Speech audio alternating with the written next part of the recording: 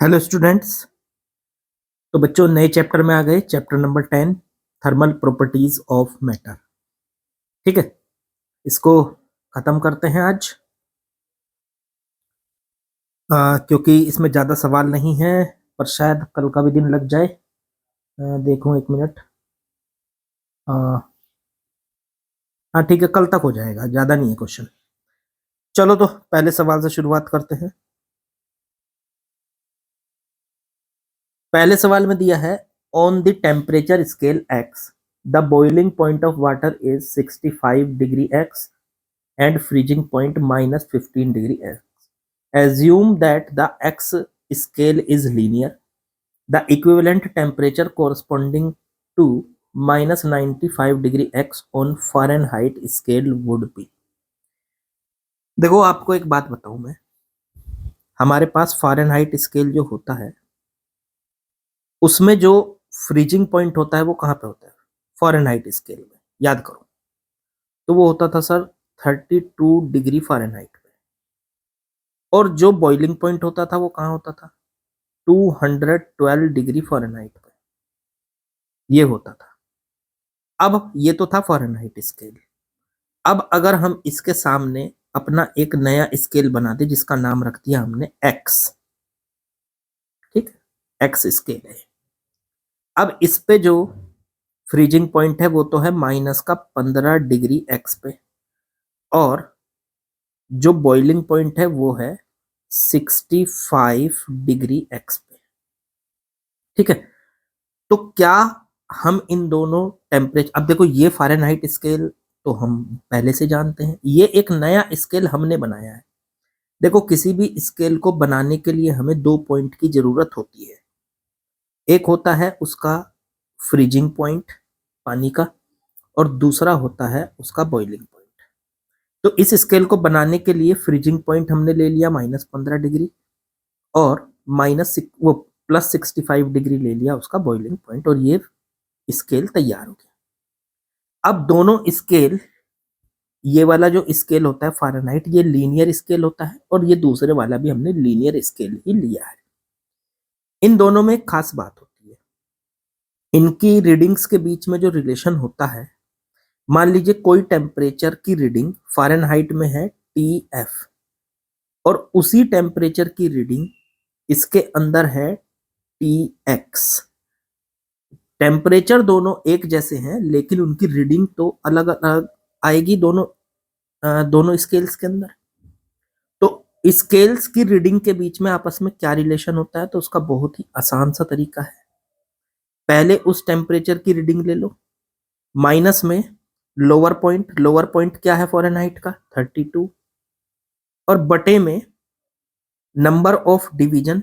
तो number of division या अपर point minus lower point लिख लो।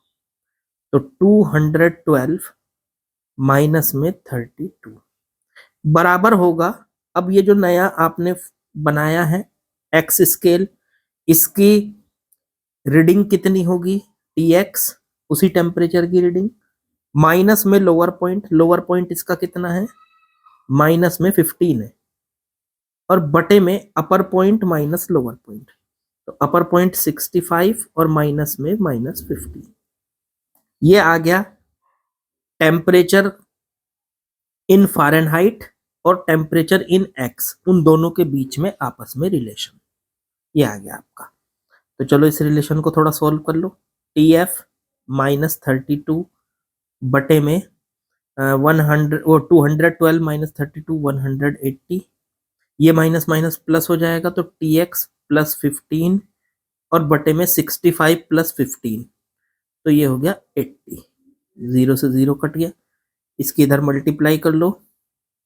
TF -32 बराबर 18/8 TX +15, ये आ गया आपका। अब यहाँ पे पूछा इन्होंने कि जब x की, मतलब अगर x स्केल पर रीडिंग -95 है तो फ़ारेनहाइट में वही रीडिंग कितनी होगी? मतलब ऐसे समझ लो TX की वैल्यू -95 दे रखी है, इसने उठा के इसमें रख दो। तो सॉल्व कर लो इसको। TF -32 बराबर, इसे काट लो 2 से, 9/4 आ गया, 2 से काटोगे। टीएक्स को लिख लो माइनस का 95 प्लस का 15, टीएफ -32 बराबर 9/4 माइनस 95 प्लस 15 कितना बचा, तो माइनस का 80 बचा। 4 से इसको काट दो 20 टाइम्स, ये आ गया माइनस का 180, टीएफ -32, इसे इधर ले जाओ, फ़ारेनहाइट में ये कितना बन गया, टीएफ बराबर माइनस का 180 और प्लस का 130, सॉरी 132 नहीं 32, ये आ गया आपका, ये आ जाएगा माइनस का 148 डिग्री फ़ारेनहाइट। जो टेम्परेचर एक्स वाले स्केल पर -95 था, वही टेम्परेचर की रीडिंग फ़ारेनहाइट वाले स्केल पर -148 डिग्री फ़ारेनहाइट होती है, होगी मतलब। तो आंसर हो गया डी इज करेक्ट। बिल्कुल आसान, स्केल्स का आपस में रिलेशन, कोरिलेशन कैसे बनाते हैं, ये यहाँ पे समझने वाली बात है। ठीक है बच्चों, चलो आगे बढ़ो। चलिए बच्चों अगले सवाल में आते हैं। A steel rod of length 1 metre, एक स्टील की रोड है, मान लीजिए ये है, लेंथ उसकी 1 मीटर है, एल की वैल्यू दे दी, क्रॉस सेक्शन एरिया उसका ए वो दे रखा है आपको 10⁻⁻4 मीटर स्क्वायर, इसका टेम्परेचर T1 0 डिग्री सेंटीग्रेड से बढ़ा के 200 डिग्री सेंटीग्रेड तक कर दिया। लेकिन इसको इस बीच में हमने ना तो बेंड होने दिया, मुड़ने दिया, और ना ही इसकी लेंथ को ज्यादा बढ़ने दिया। ठीक है, तो इसके अंदर की कंप्रेसिव टेंशन बताइए। तो इसके अंदर टेंशन क्यों आएगी, क्योंकि जब इसका आप टेम्परेचर बढ़ाएंगे तो सीधी सी बात है इसकी लेंथ बढ़ेगी। अगर आप इसको अलाउ करेंगे तो इसकी लेंथ बढ़ेगी कितनी, डेल्टा एल। क्या हम उस डेल्टा एल को निकाल सकते हैं, तो बिल्कुल निकाल सकते हैं। उसके लिए फॉर्मूला होता है alpha L delta T. Alpha कितना है 10⁻⁻5, देखो ये दे रखा पर केल्विन, एल उसकी length 1 metre, delta T temperature, तो टेम्परेचर को रख दो T2 - T1, तो 200 - 0, तो ये आ गया 10⁻⁻5 इंटू में 200, ये आ गया सॉल्व करके 2 इंटू आ गया 10⁻⁻3, 2 इंटू 10⁻⁻3 मीटर। ठीक है, ये लेंथ उसकी बढ़ने की कोशिश करेगी अगर आप उसे फ्री करोगे तो। लेकिन अगर उसको बढ़ने ना दिया जाए तो उसके अंदर एक स्ट्रेस पैदा हो जाएगी। अगर उस स्ट्रेस और स्ट्रेन को कैलकुलेट करें तो स्ट्रेस बटे स्ट्रेन होता है यंग मॉडुलस, स्ट्रेस बटे में स्ट्रेन। स्ट्रेस हो गई आपकी कितनी, तो स्ट्रेस हो गई फोर्स बटे एरिया होती है, और स्ट्रेन स्ट्रेन होती है डेल्टा एल बटे एल। तो ये आ गया सॉल्व करके y बराबर एफ इंटू एल बटे ए इंटू डेल्टा एल। आने वाला फोर्स हमें चाहिए, ये निकालना है हमको कि उसके अंदर कितना टेंशन आ जाएगी। तो अगर यहाँ से एफ निकालना है तो फॉर्मूला बनेगा यहाँ से y इंटू ए इंटू डेल्टा एल बटे में एल। y को रखो 2 इंटू 10⁻11, एरिया रखो a 10⁻⁻4, डेल्टा एल हमने निकाल लिया है 2 इंटू 10⁻⁻3, और बटे में एल हो गया 1 मीटर।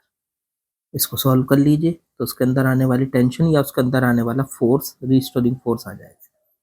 ये आ गया 2 इंटू 2 हो गया 4 इंटू 10⁻11 में से 7 माइनस कर दो तो 4 आ जाएगी। 11 में से आप 7 माइनस कर दोगे तो 4 आ जाएगा।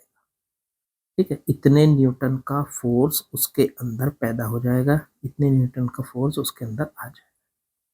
तो 10⁻4 है यहाँ पे, तो बस यहाँ पे आंसर हो गया 4 इंटू 10⁻4। ऑप्शन तो है नहीं, बस ऐसे ही दे रखा है, आंसर बिल्कुल करेक्ट है हमारा, देख लिया। ठीक है, चलो अगले सवाल पे चलते हैं। चलिए बच्चों अगले सवाल में आते हैं। A thin rod having a length 1 metre, area of cross section 3 into 10 की power minus 6 metre square is suspended vertically from one end. एक रोड को हमने एक एंड पे फिक्स करके बांध के लटका दिया है इस तरह से, ठीक है भाई। इसकी जो लेंथ है वो 1 मीटर है। इसका area of cross section 3 into 10 की पावर माइनस 6 मीटर स्क्वायर है। अब इसको T1 is equal to 210 degree centigrade से 160 डिग्री सेंटीग्रेड तक ठंडा किया गया, ठीक है। अब ठंडा करेंगे तो देखो इसकी लेंथ कम हो जाएगी, पहले वो लेंथ निकाल लो। तो लेंथ होगी delta L, alpha L delta T. Alpha की वैल्यू दे रखी है, coefficient of linear expansion 2 into 10 की पावर माइनस 5। लेंथ इसकी 1 मीटर, डेल्टा टी हो गया 160 T2 minus T1 minus 210। 2 into 10 की पावर माइनस 5, 160 माइनस 210 बचा माइनस का 50, माइनस बाहर ले लो। 50 इंटू 2 हो गया 100, 100 तो यह आ गया 10 की पावर माइनस 3 मीटर, वो भी माइनस में। इसका मतलब हो गया यहाँ से सीधी सी बात कि इसकी लेंथ इतनी कम हो गई, माइनस इसलिए आया है क्योंकि लेंथ कम हुई। चलो अब यहां से उन्होंने कहा after cooling a mass m is attached at lower end of rod such that length rod again becomes 1 metre. अब हमने क्या किया दूसरे केस में, इससे मास m, पहले इसकी लेंथ कम हो गई, ठीक है, ये हो गई कम, ठीक है।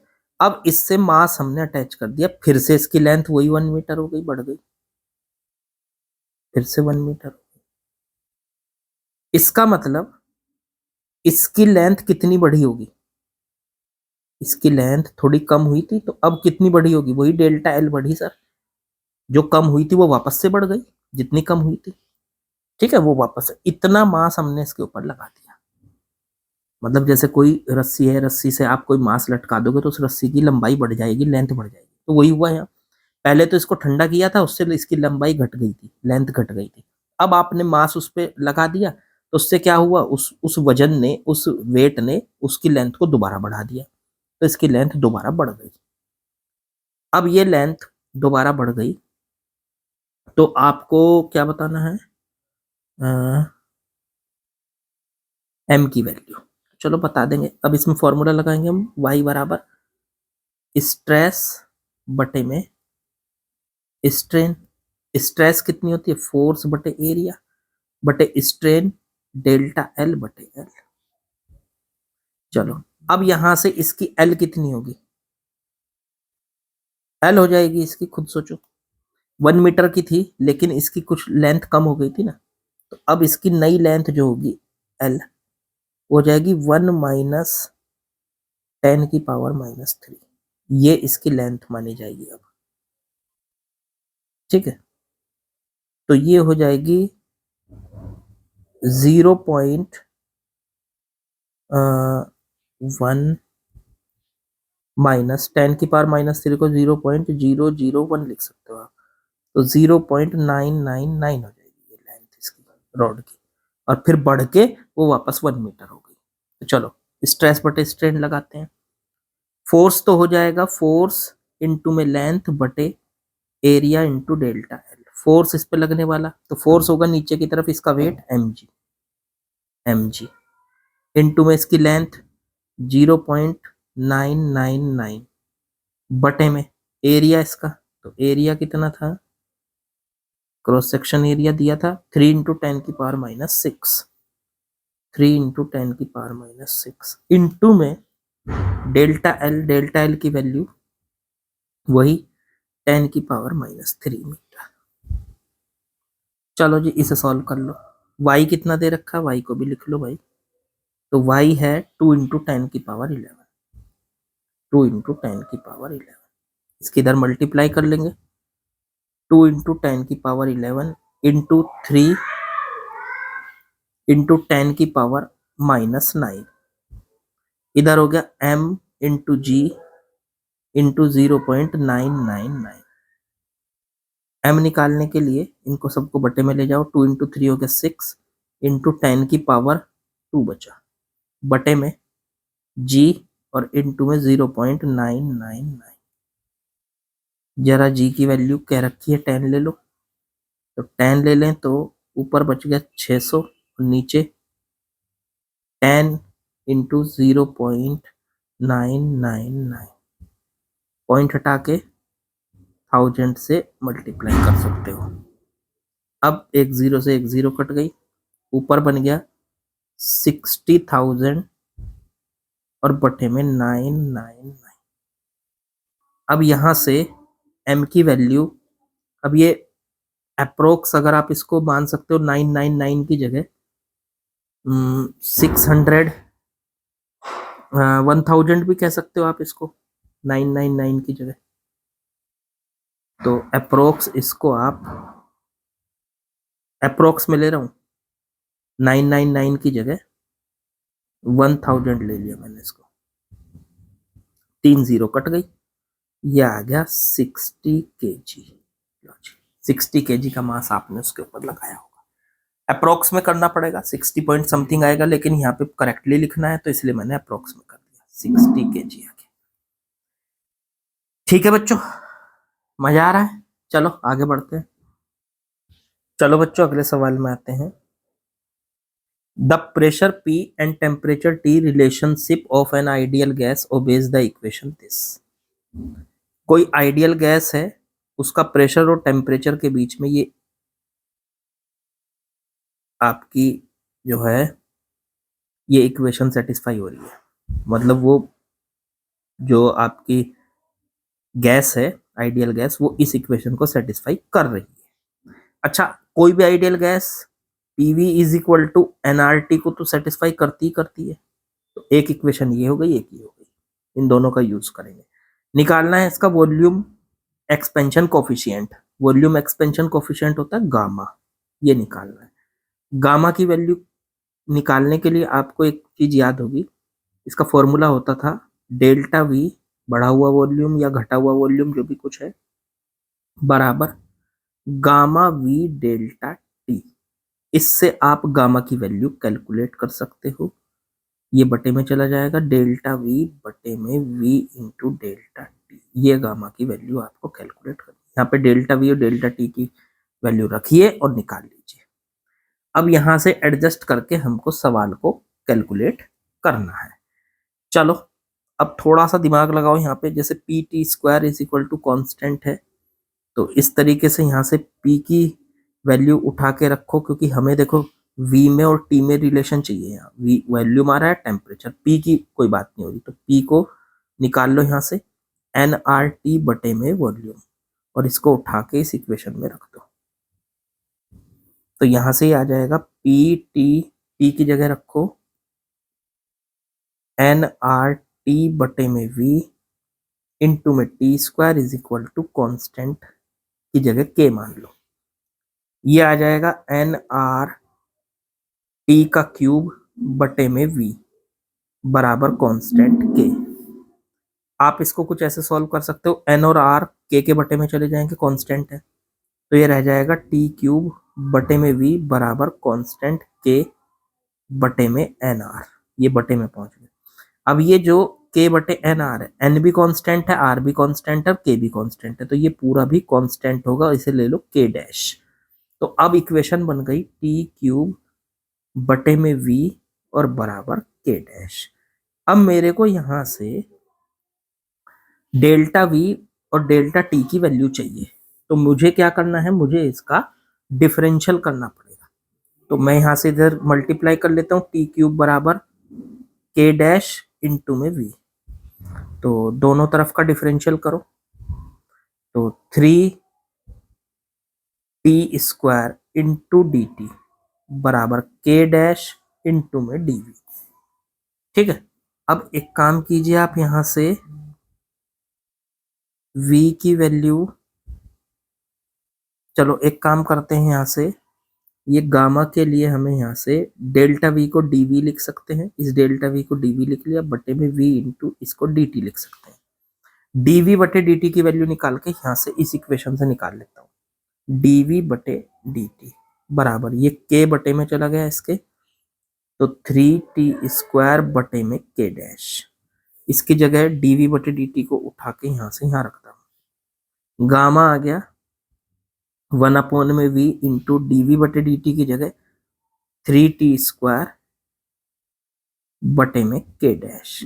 अब देखो k डैश की वैल्यू यहाँ से कितनी थी, t³ बटे v, इसे उठा के रख दो यहाँ, तो 1/v इंटू में 3t² बटे k डैश की वैल्यू ये वाली उठा के यहाँ से यहाँ रखने जा रहा हूँ, तो ये हो जाएगी k डैश में t³ बटे में v पहुंच गया ऊपर, इंटू में v ऊपर पहुंच गया। अब v से v कट गया और t² से एक t की पावर कट गई, 2 पावर कट गई, तो गामा बराबर आ गया 3/t। बिल्कुल आसान सा सवाल था, इसमें आपको बस दिमाग ये लगाना था किधर से हमें इसको बनाना है, क्या चीज हमको दी हुई है, क्या हमें कैलकुलेट करना है, ये जरूरी जानना है। ठीक है बच्चों, तो इस तरीके से बनाना होता है। चलो आगे बढ़ते हैं। देखो फर्स्ट क्वेश्चन जो किया था उसी टाइप का है। मान लीजिए एक फॉल्टी थर्मोमीटर है हमारे पास, वो क्या करता है, मेल्टिंग पॉइंट की रीडिंग तो पढ़ता है 5 डिग्री सेंटीग्रेड, ये मेल्टिंग पॉइंट की रीडिंग है, और 95 डिग्री सेंटीग्रेड वो स्टीम पॉइंट की रीडिंग पढ़ता है। ठीक है, ये फॉल्टी थर्मामीटर है। और एक टेम्परेचर 41 डिग्री सेंटीग्रेड पढ़ रहा है वो, 41 डिग्री सेंटीग्रेड। अब ये पूछा है कि अगर इन सभी को एब्सोल्यूट टेम्परेचर मतलब केल्विन वाले स्केल में पढ़ा जाए तो 41 को कितना पड़ेगा ये। तो केल्विन वाला जो होता है उसमें मेल्टिंग पॉइंट कहाँ होता है हमारा, तो 273 डिग्री, ये 273 केल्विन पे होता है, और बॉइलिंग पॉइंट 373 केल्विन पे होता है, और 41 डिग्री को पढ़ेगा वो मान लीजिए टी के पढ़ेगा। तो बस अब इनमें आपस में रिलेशन निकाल लो। रिलेशन होता है जिस रीडिंग को 41 डिग्री सेंटीग्रेड पढ़ रहा है ये, उससे लोअर वाले में कितनी है, तो जो 41 है माइनस में लोअर रीडिंग 5 और बटे में अपर रीडिंग माइनस लोअर रीडिंग, तो 95 माइनस 5 बराबर। अब 41 के कोरस्पॉन्डिंग केल्विन में वही रीडिंग कितनी होगी, टी के, माइनस में लोअर रीडिंग 273 बटे में अपर रीडिंग माइनस लोअर रीडिंग, तो 373 माइनस 273, 41 माइनस 5 कितना बचा, 36 यही बचा, बटे में 95 माइनस 5 बचा 90, यहाँ पे बचा टी के माइनस 273 बटे में 100, 373 माइनस दिस, ये कटा इससे, ये इससे काट लो 4 की इधर मल्टीप्लाई कर लो, तो ये हो गया 40 बराबर टी के माइनस 273, इसे इधर ले जाओ तो टी के बराबर आ गया 273 प्लस 40, या इसको कह लीजिए ये बन गया आपका 313 केल्विन। वही टेम्परेचर केल्विन में कितना होगा, तो 313 होगा बच्चों, बिल्कुल आसान। ठीक है, चलिए आज की वीडियो यहीं खत्म करते हैं। ठीक है, ज्यादा क्वेश्चन नहीं है इसमें, कल ही खत्म कर लेंगे इस चैप्टर को, और फिर उसके बाद अगला चैप्टर। हीट स्टार्ट हो चुकी है तो जरा हीट के साथ चलते रहिए। ठीक है, और ज़्यादा से ज़्यादा प्रैक्टिस कीजिए, ज़्यादा से वो पेपर बस आने ही वाला है, थोड़े से दिन रह गए हैं, तो एकदम रेडी रहिए। बाकी बात कल करते हैं, लाइक शेयर सब्सक्राइब कमेंट वो कर ही देना, कल मिलते हैं। चलिए।